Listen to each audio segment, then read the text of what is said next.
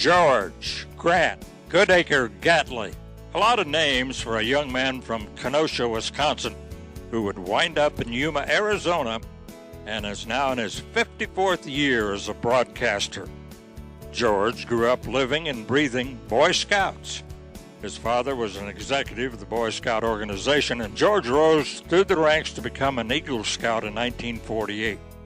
During that time, the Scouts bought land for a Boy Scout camp in western Kenosha County.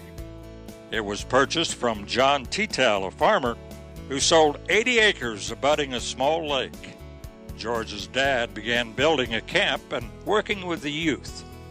George began a relationship with the farmer who became his adopted uncle.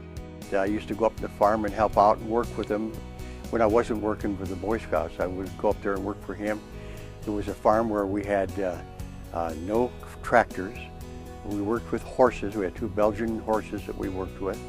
We had did all our field work with horses pulling a sickle bar to cut the hay. We had to grind all of our wheat on a power-driven threshing machine at the barn. And the house where he lived had no stove. My aunt used to cook meals on a wood-burning stove. And all their hot water came from a reservoir on that hot stove that they had. And they had a great bathroom. It was an outhouse about 50 feet from the house, and it was papered with all the Sears Roebuck papers and things. Years that endeared George to agriculture and shaped his life. In 1950, at age 17, George was hired as camp director. At 18, he went into active duty from the Naval Reserve into the Korean War, serving out his 4-year stint as a Navy corpsman. Leaving the Navy in 1954 and attending the University of Wisconsin, George was invited to become a professional scout executive for the Boy Scouts of America and moved to the National Capital Area Council near Washington, D.C. During his 4 years as scout leader, he had the occasion to do radio shows for the Boy Scouts in Leesburg and Warrenton, Virginia. He says he was bitten by the radio bug and in 1956 took part-time work as a broadcaster. Then in 1958, combined his resources with 2 engineers and bought the Warrenton radio stations for $65,000. The greatest interviews I had were those men and women on the soil, the farmers and ranchers that I had the chance to talk to. They are the greatest people, the hardest working people, and the strongest willed people I've ever known. Every farmer, every rancher is a different story. And it's all the same thing as their will and their strength and their desire to create something that is just fantastic. They have a great will. They're not out there for diplomas and things like that. They're out there to do something they love too, just like I love broadcasting. George saw great opportunity, but had to relocate to keep up with them. He moved from Virginia to Florida to Wisconsin to Wyoming and then to Arizona, where he had another life-changing event. I went to Douglas, Arizona for a friend of mine who was the owner of a station in Jackson Hole, Wyoming. I worked for him there, and he sold it, and he went to Douglas, Arizona, bought a station there, called me up and said, I need to do farm news down here.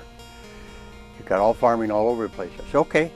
I came down, I quit my job in Jackson Hole, and I came down here and started to work for him and did farm news. And that's where actually I started to really do a full-time farm news job.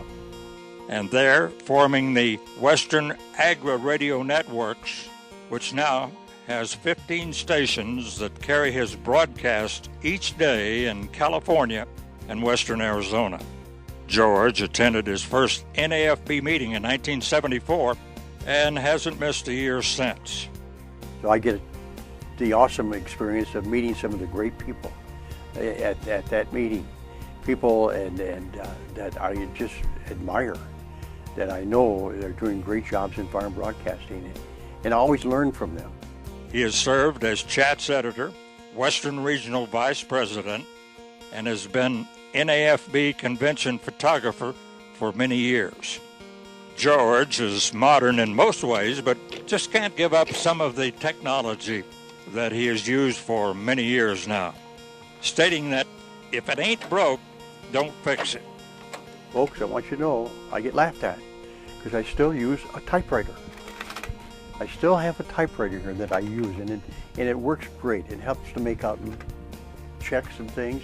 I still have a reel-to-reel machine back here, a Tascam, that does great recording my shows.